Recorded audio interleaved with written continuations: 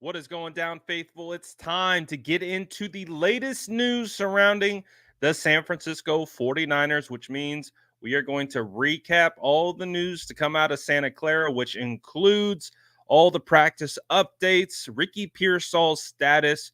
And the question is, will Ricky play against the Chiefs? We're going to talk about that. We got a little bit of an update on that situation.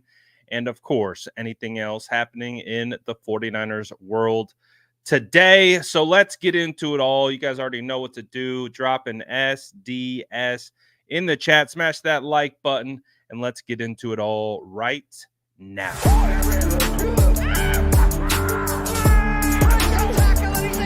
Smash that like button if you haven't already. Love to see it.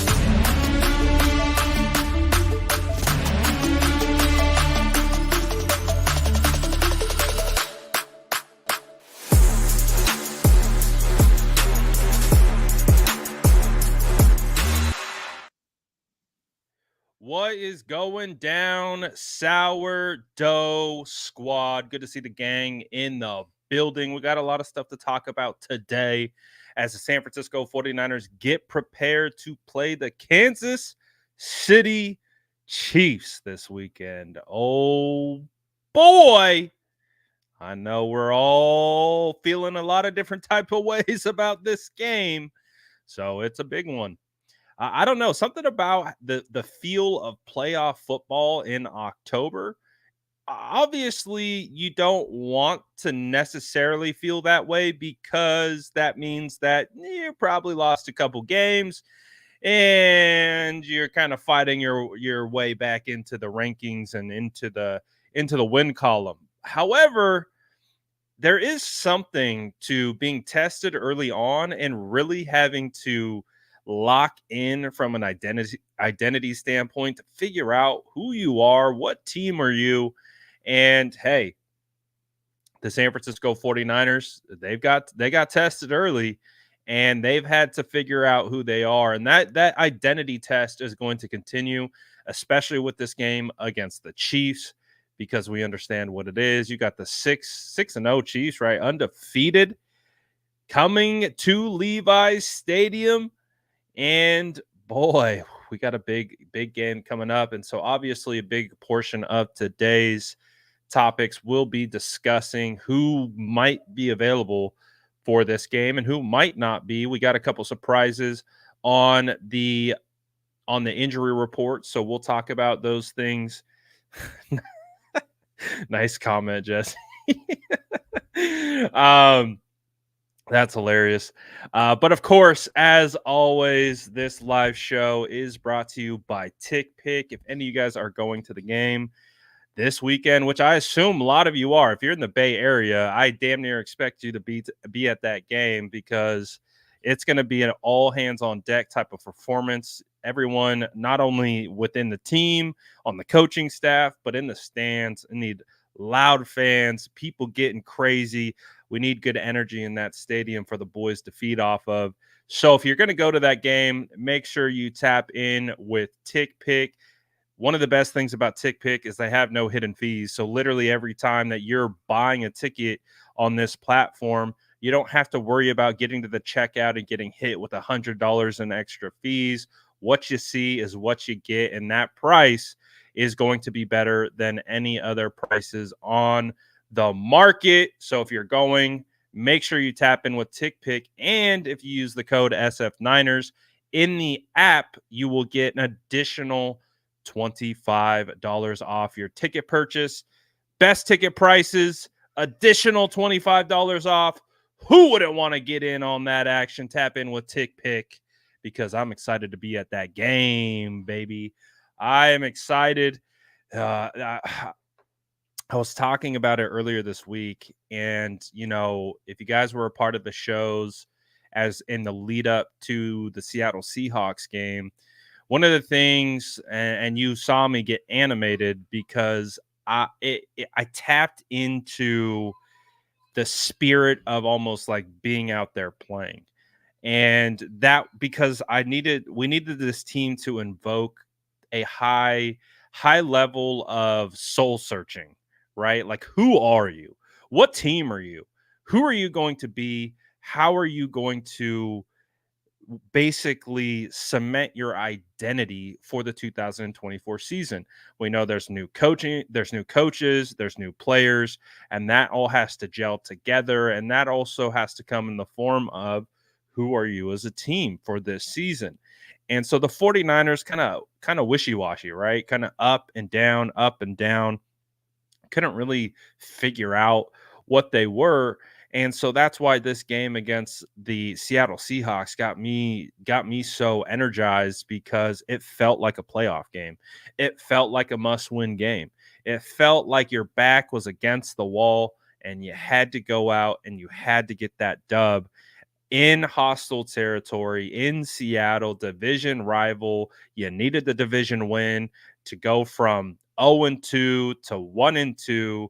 Now, hey, 1-2 in division has you at the top of the NFC West, which is absolutely crazy. But again, it's why we don't freak out all the way in the early portion of the season, because there's still a lot of things to unfold. And that's why, if you've been following me or been riding with me, I'm never going to be quick to hit the panic button, especially early on in the season. We'll identify things that we're not liking. We'll identify things where we think the 49ers need to improve upon. But necessarily hitting the panic button, just like Deebo Samuel's talked about, I think in his podcast on Bleacher Report, we've been here before. We've been in this situation. So we know how to be able to pull ourselves out of this hole. Obviously, you don't want to put yourself in a hole to begin with, but this team has been able to figure out how to get themselves out of that hole multiple times, unfortunately. But it is what it is. It's why it's why it's a marathon. It's not a sprint. And so the same energy applies to this game. The same energy applies to the Chiefs. This is another mental hurdle. Yes, they are a physically gifted team. I see a Chiefs fan in the chat says, who's going to hold Worthy? Worthy's very fast, very, very dynamic wide receiver, obviously a first-round draft pick. You still got Patrick Mahomes. It sounds like Clyde Edwards-Helaire will be going for this game. You got Travis Kelce. Obviously, they're down their top two wideouts. But they still have some weapons. And of course, they have Patrick Mahomes, Andy Reid, and Spagnuolo, with a phenomenal defense on the other side that might not have the biggest names on that defense, but they have some very talented names like Nick Bolton. I don't think gets enough credit on that defense. He is a phenomenal middle linebacker. Obviously, Chris Jones is going to get all the hype.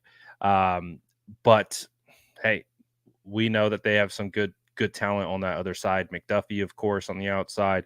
So it's going to be a good matchup. But this is a mental hurdle. Yes, they got a lot of talent. This is a mental hurdle game, man. This is a belief game.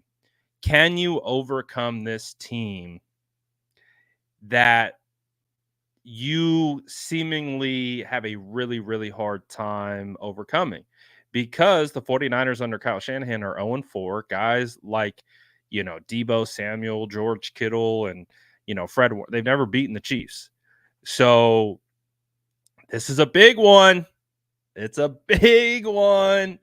Oh, boy. So let's look at some of the injury reports coming out of practice today. Obviously, we understand one of the biggest determining factors for the 49ers success is health. So let's take a look at the latest 49ers news, including what we have going with Ricky Pearsall. Oh, Chiefs again says Deebo is washed. Someone please pass along this note to Deebo Samuel, please. If you could do that for me, that would be phenomenal.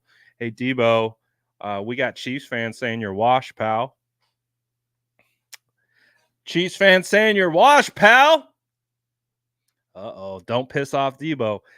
There's one, I don't know if there's many things that I like more than a pissed off, motivated Deebo.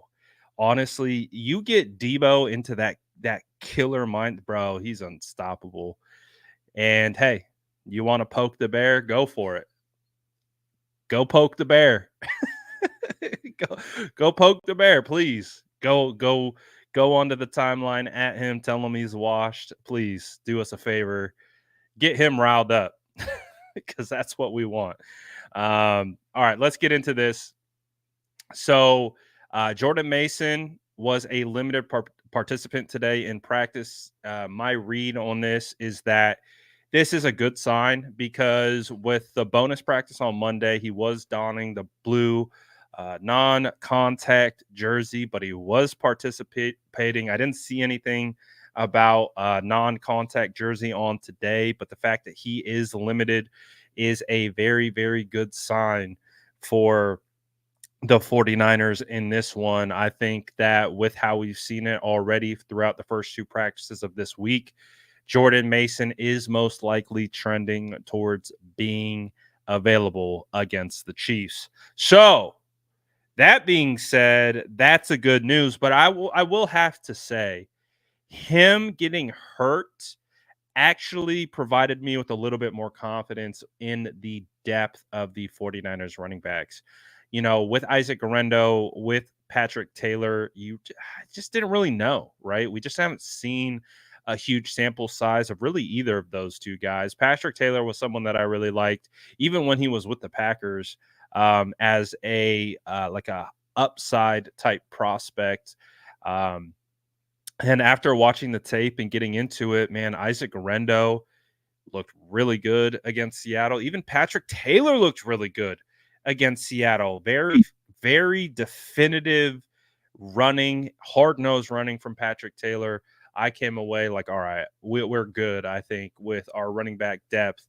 So I do believe that Jordan Mason is trending in the right direction towards playing in this game. However, I have a lot more faith in Isaac Guerrero and Patrick Taylor after the Seahawks game. And hey, they were tasked with being put into a big spot, and I think they definitely handled the pressure of the moment. So you get Jordan Mason, you get Isaac Guerrero, Patrick Taylor, feel much better about that situation. So we'll continue to monitor that as the week progresses.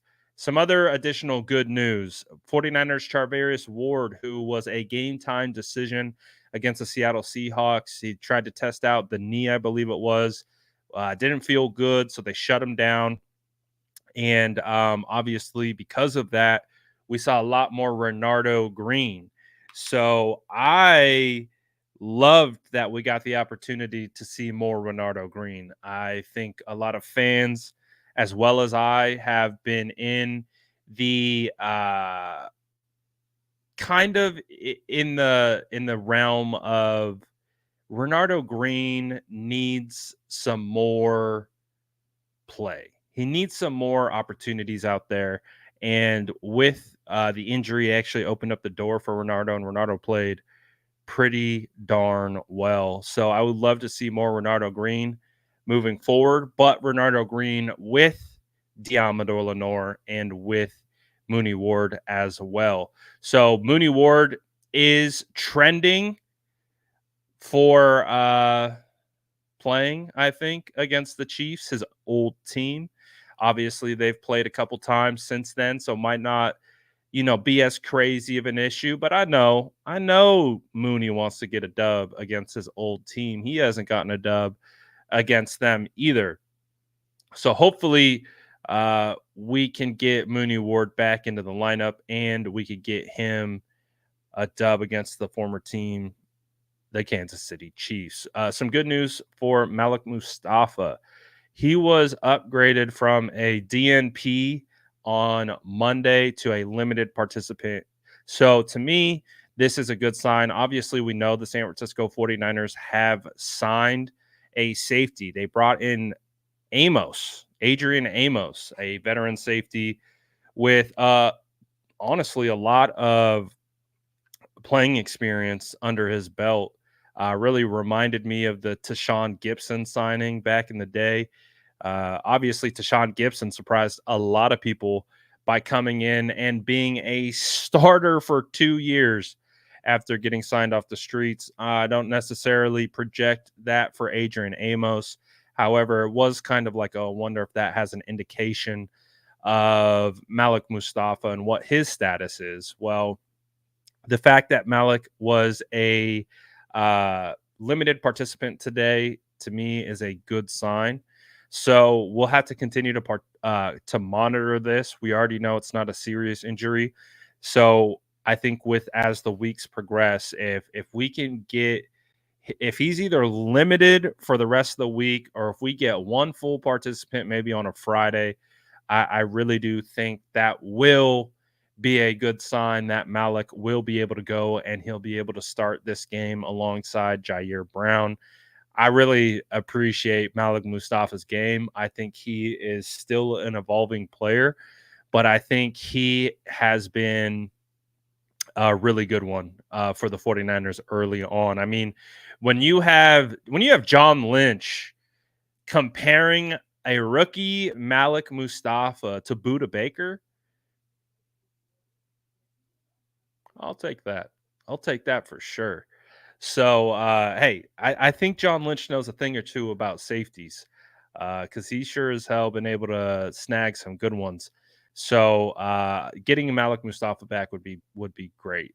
But we did have some surprises on the injury report today. So let's get into some of those surprises. Juwan Jennings did not practice today. He is dealing with a hip injury. So this is going to be one that we are going to have to monitor. This is kind of a surprise. I wasn't expecting this. So we'll see. Again, what's going to really be able to tell us where he's going to be is by monitoring the practice reports throughout the week and his status. And if he can at least get 2 limited participations Thursday and Friday, let's gives him a chance to play. So we'll see.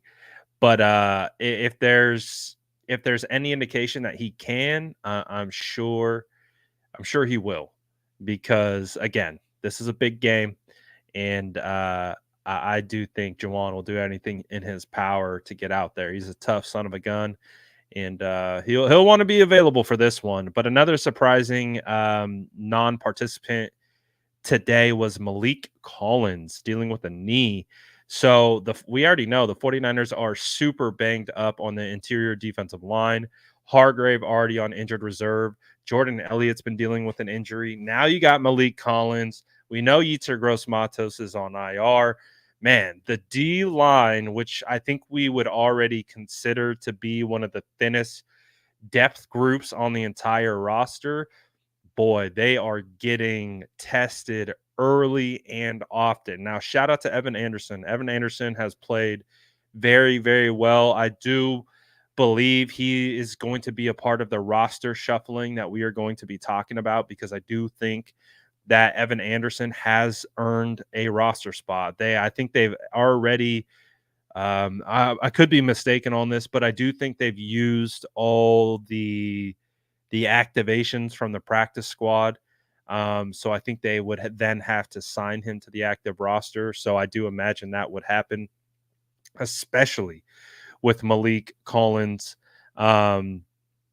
being hurt. So for sure, do think we could see that potential move. And we've talked about it throughout the week, and we're on the same wavelength. We might have to trade for someone. So I'll get it. We'll save the trade conversation on the other side of the updates. But I do think that defensive tackle needs to be an option that we are looking for. Leonard Floyd had a vet day, so nothing crazy there. Obviously, we've been on kicker watch. What kicker are we going to have out there? So we already know Jake Moody's not going to be kicking. Matthew Wright dislocates his shoulder trying to tackle. He doesn't practice today. So the 49ers might be on their third kicker in as many weeks. And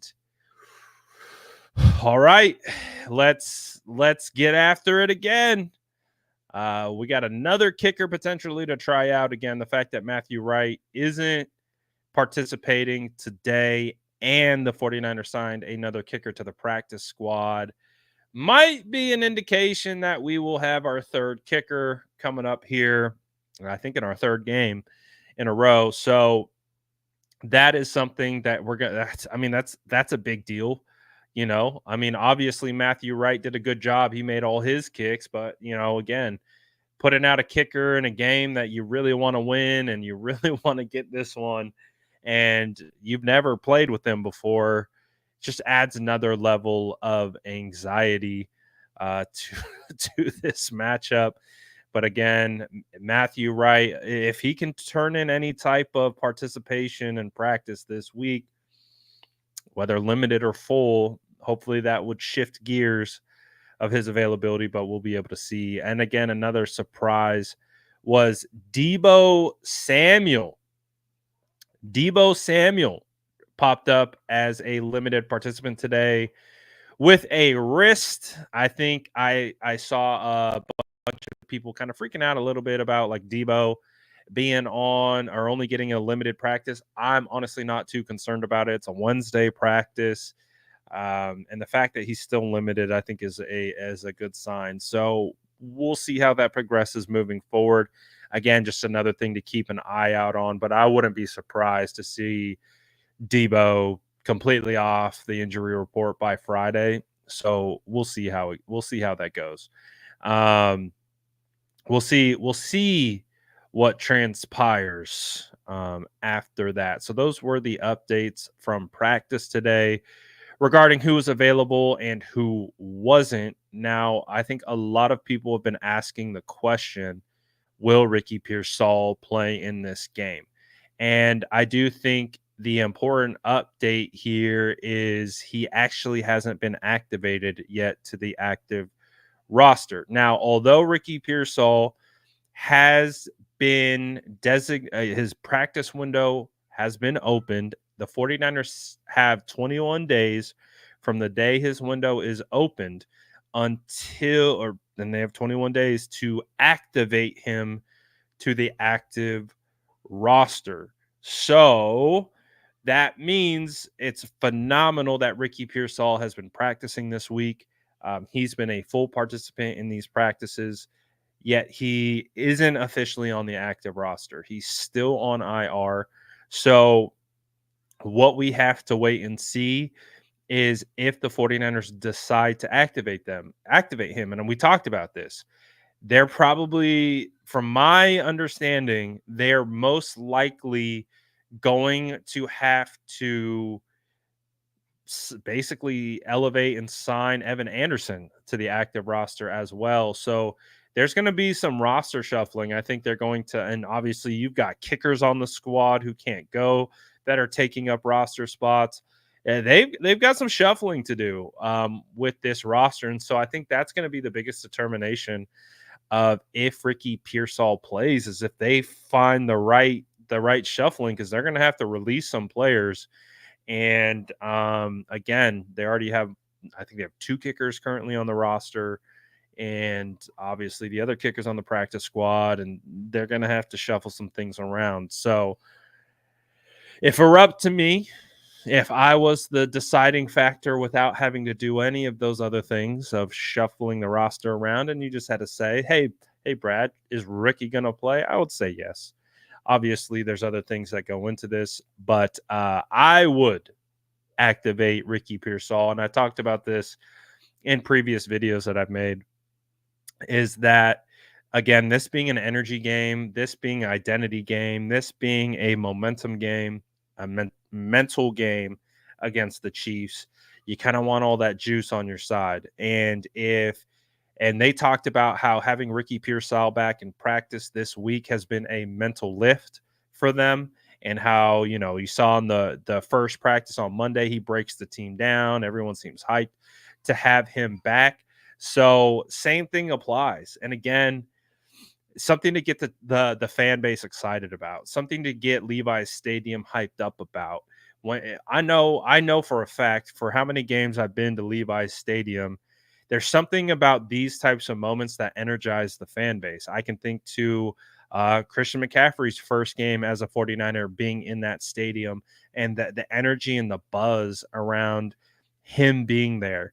When you get like these new players, it's like like fans get super, super excited about these types of things. And so if you're getting your first round draft pick, who, unless you've been to training camp, you have not seen, he did not participate in any of the preseason. And then obviously the injury that had happened as a result to his chest, we haven't seen.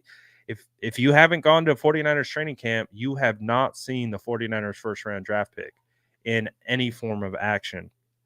So, with that being said, if the first time you get him back in red and gold and you can bring that energy against this team where you need energy. You need all the energy you can get against the Chiefs, man. This is a fan base. This is a team thing.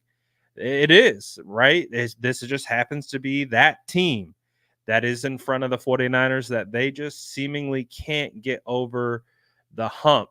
So that, hey, we'll take it, man. We'll take all the energy we can get. And if that comes in the form of seeing Ricky Pearsall step onto the field for the first time for the San Francisco 49ers as they get ready to play the Chiefs in what feels like a playoff game in the middle of October, I'm for it. I'm for it. Even if it's like potentially just I don't know, like a couple punt returns, maybe get him in a couple series, here or there. I'm not saying he's got to come out and play a ton of snaps, but I also do think what will be interesting is Jawan Jennings' status, if that will have an impact at all on their decision for Ricky Pearsall. So we'll see, but I would love to see Ricky active for this game, and that would be phenomenal. I do think that would be a big moment. But as Ricky Pearsall told Cam Inman in the locker room today, his status is he is unknown if he will be active for this one. I would say that this move we would find out about this on Saturday when they make their elevations and things of that nature. So they'll get through this week, and then they would make their decision on Saturday if they are going to activate Ricky Pearsall to the active roster. So we got a while, but I know a lot of people, I've seen a lot of the comments on some of the earlier posts asking, is Ricky going to play in this game? And I do think it is important to be able to clear it up that he's still on IR. Just because he's practicing doesn't mean he's off of IR yet. He's still on injured reserve. He has to be actually activated, which requires a roster move with him going up and someone getting cut. So we got to wait and see on that. But I don't know. I feel like the energy. I feel like you should. I feel like you should bring him up. Tommy says, do Chiefs fans all have bad grammar and spelling? Why? Is that because we have a Chiefs fan in our chat doing their best troll job? I hope to see him back, because the trolls, they come before the game, but we typically don't see them after the game. And hey, we're not going to sit here and call this thing a dub, but I feel good about our chances. I feel good. I feel that the 49ers really did prove that how we felt about that game against the Seahawks, they felt the same way. And I can almost guarantee, with how we've talked about this Chiefs game today, they will feel the same exact way. This game means a lot, I think. I really do. I think it means more to the 49ers than it means to the Chiefs, if that makes sense. And hey, Chiefs fans, they might be relishing in that, right? They might be like, oh, look at the 49ers. They're all worried about us. It is what it is, man. The Chiefs are in front of us. They're the next team in front of us. And listen, under the Kyle Shanahan era, boom, have not beat them. So it is what it is, man. It is what it is. That's a team we got to beat. That's a team that they've had our number. We got to beat them. No excuses. Got to get this one. Got to get this one. And honestly, I feel like you get these 2 wins in a row versus Seattle versus the Chiefs, momentum's all the way back. The momentum all the way back on the 49ers side. Then you're heading to go, and the Dallas Cowboys are coming the following week. And then you have an opportunity to go into the bye 5-3 and with 3 huge wins in a row. And that's how you steal back the momentum. That's how you get back on track. That's why we don't hit the panic button early on in the season. That's why you got to let the season play out, because if they're 5-3 heading into the bye, they are in a perfect position. If I don't know how you would feel, but if they were 5-3 heading into the bye and you told me that at the beginning of the season, looking at their schedule, I would be like, okay, not bad. I would have preferred, 5-2. I could have taken, I could have let 2 games slide in the first, portion of the season. But if underneath the current circumstances, if you said they're 5-3, all right, we can live with that. We can work with that. We can get after that. And it is what it is at this point. But that's why I really do feel like you got to win this one, and you got to come out and you got to get the dub. Oh, Chiefs again says Niners don't have a defense. You're right. We have 0 defense. All we have is an offense and special teams. We do not have a defense, a defensive coordinator, defensive line coach, or defensive lineman.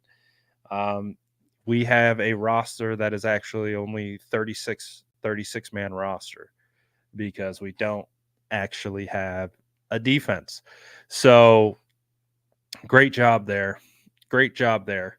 The 49ers defense actually was an instrumental part of the win against the Seahawks. And if you actually look at the 49ers defense's performance throughout this season, they have been instrumental in every win. Obviously, I think it's special teams need to clean up a little bit more.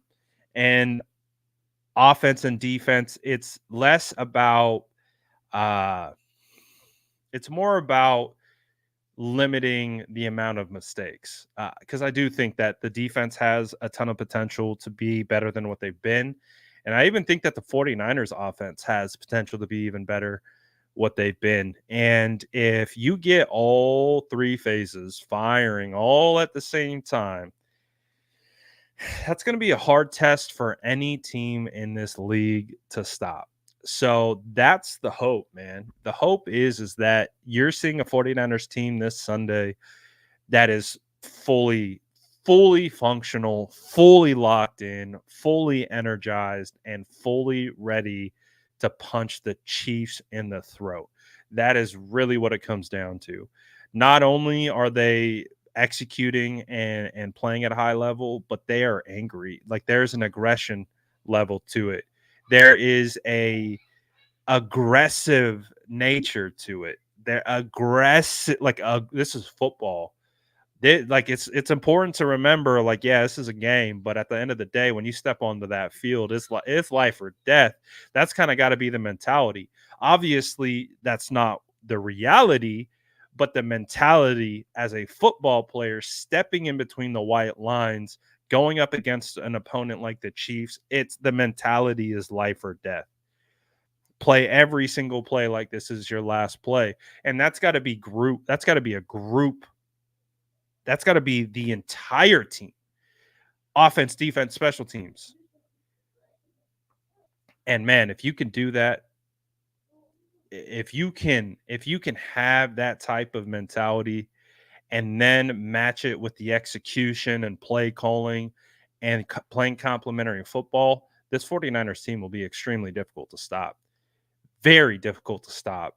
Doesn't matter if you're the Chiefs. That's the beauty of the San Francisco 49ers, is that they are their own worst enemies. They are their biggest opponent. And if they can master themselves, and if they can make sure that they can just do their jobs and control what they can control, man, they're a hard team to stop. They're a hard team to stop, especially with how Brock Purdy is playing. Brock Purdy's playing like a madman right now. He's playing like a madman. I thought he was a yak merchant. Streets are saying Brock Purdy's a yak merchant. I don't know. The data would seem to disagree with that. The data would seem to think that is that the Kansas City Chiefs there? Chiefs again? Who's that? Who's this right here? Who's that at the very top? Is that the Chiefs?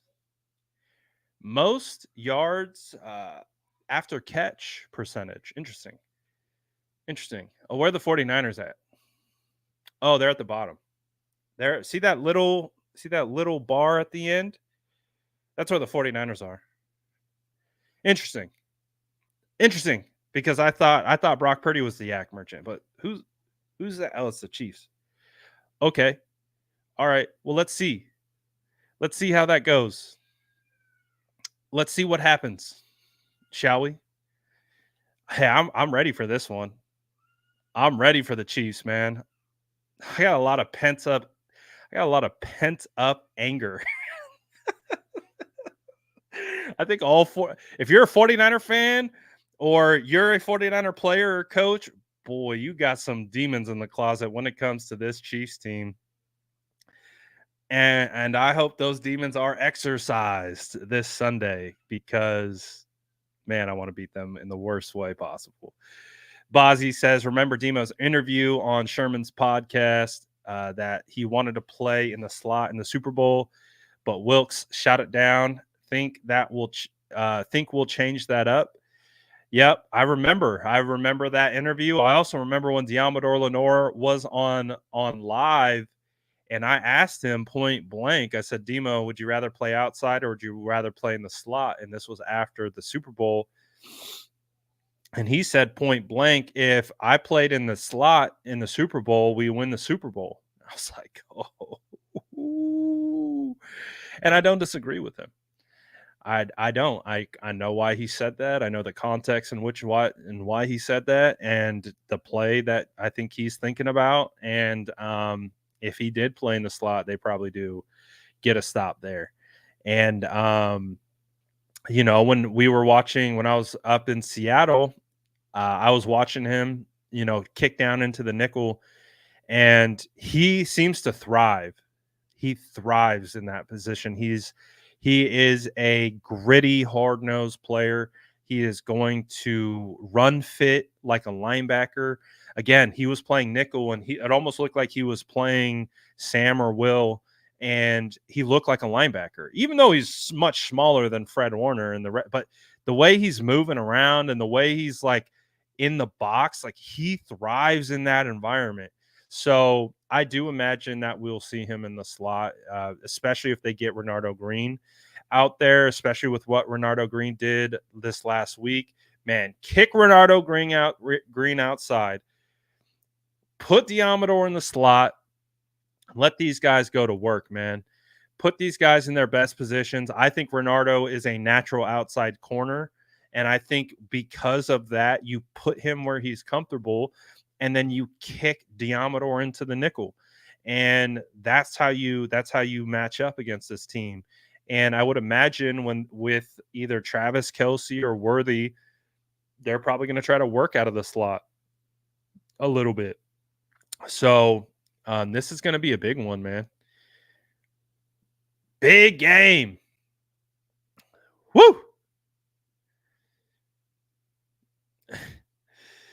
Chiefs against us. Niner fans going to be crying for the refs or about the refs. Let's be honest. You got the entire NFL crying about the Chiefs' preferential treatment for the refs. It's not just the 49ers. Bro, every week in, week out, man. It's okay to admit the refs are on the payroll. It's good.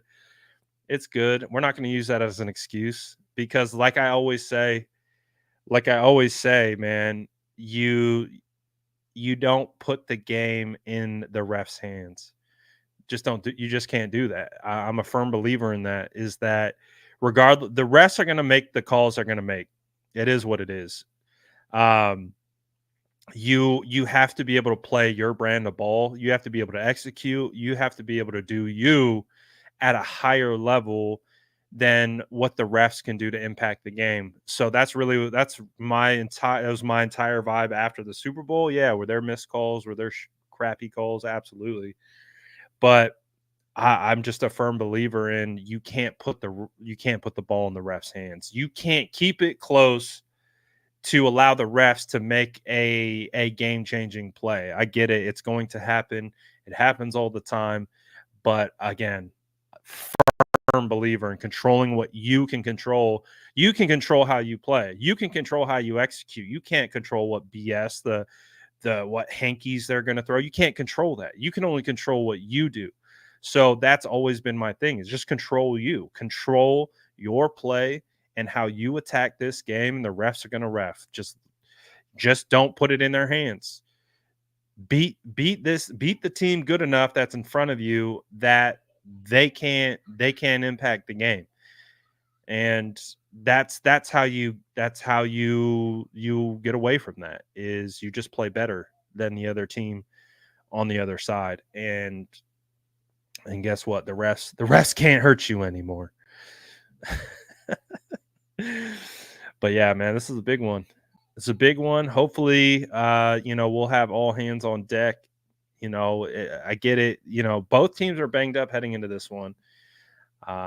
Obviously, they're going to be without their top two wideouts and running back. We're going to be without our running back. We might be without Jawan Jennings. That remains to be seen. So we'll see. So we'll see what happens. Michael asked this question earlier. Brad, who do you want to trade for? I want to trade for more edge. That's just kind of my vibe. I've realized I've become an edge rushing connoisseur. I just really want to stack as much edge rushers as possible. Because I know the 49ers are going to rotate those guys in and out. So if I'm going to get fresh legs, I want additional edge help. The popular name is Crosby. If you got me Azeez Ojulari, I would be thrilled. Absolutely thrilled. He is such an underrated player. I do think that he has been underutilized with the Giants. I think that he obviously showcased how dominant he can be if given the opportunity, just what he did last week against the Cincinnati Bengals. And he's 24 years old. He would be cheap because he's in the final year of his rookie deal. You could probably get him for like a 4th round draft pick, maybe a 5th round draft pick. And hey, get it. I would love that. I would love Azeez Ojulari.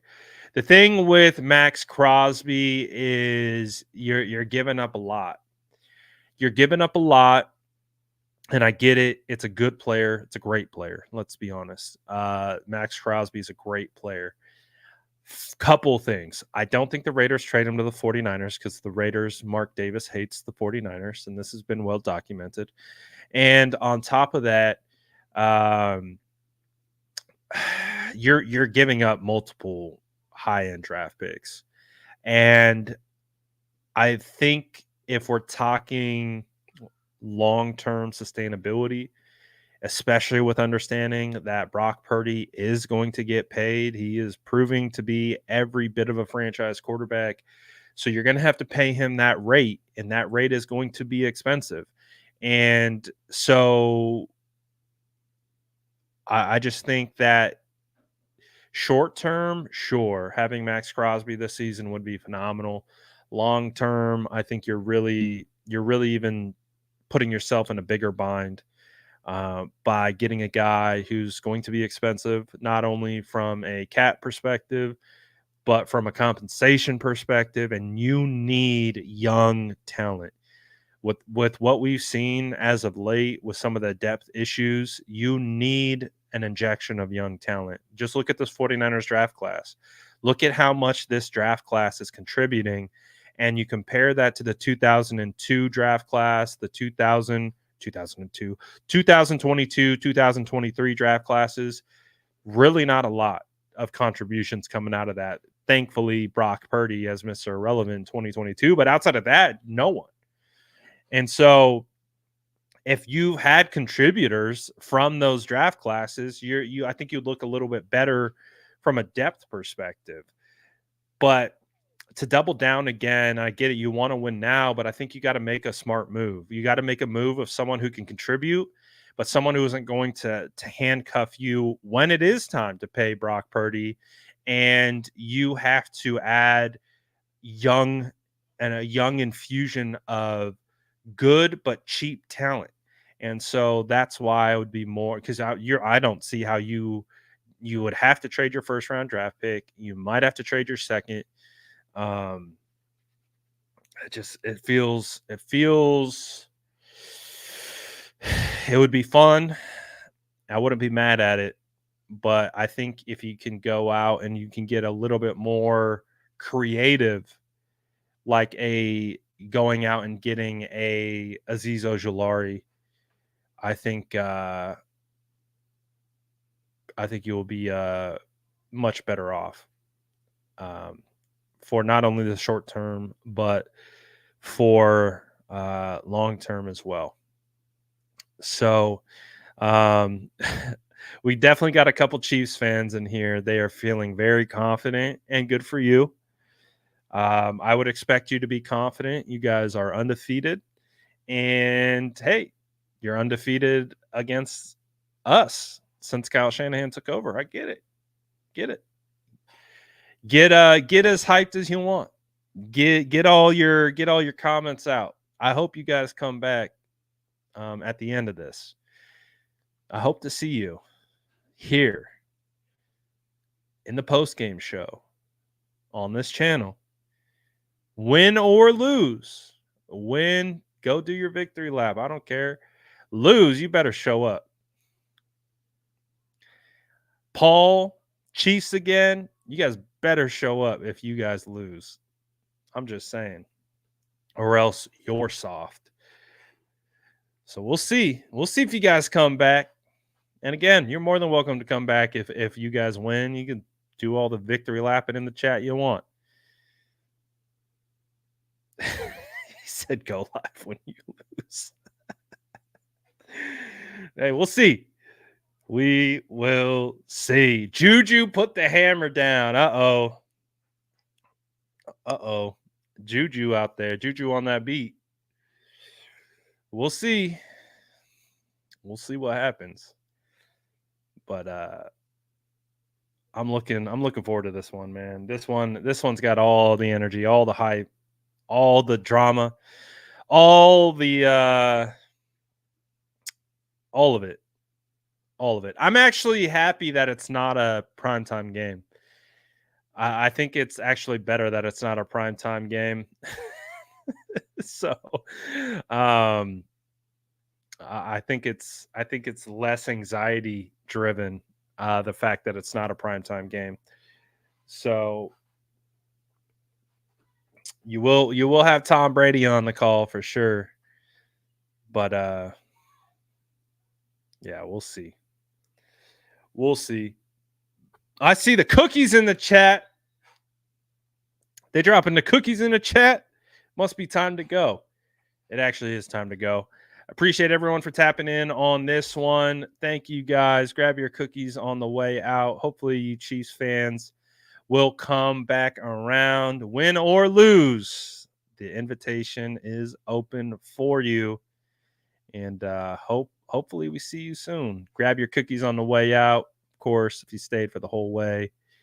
If you haven't, take them anyways. If you're a Chiefs fan, grab some cookies as well, because I have a feeling y'all going to be hungry after that.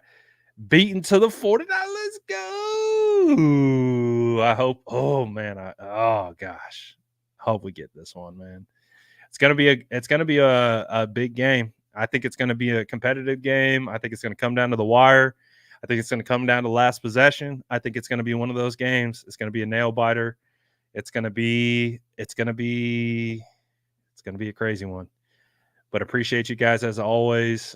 Remember, if you guys are going to the game this weekend, make sure you use TickPick. Use my code SF9ers in the app, and you'll get $25 off your ticket purchases. That means you too, Chiefs fan. Chiefs fan, you can use the SF9ers promo code, and you can get money off your tickets and all that stuff. So, you know the vibes. I appreciate y'all. I'm out of here for now. Peace.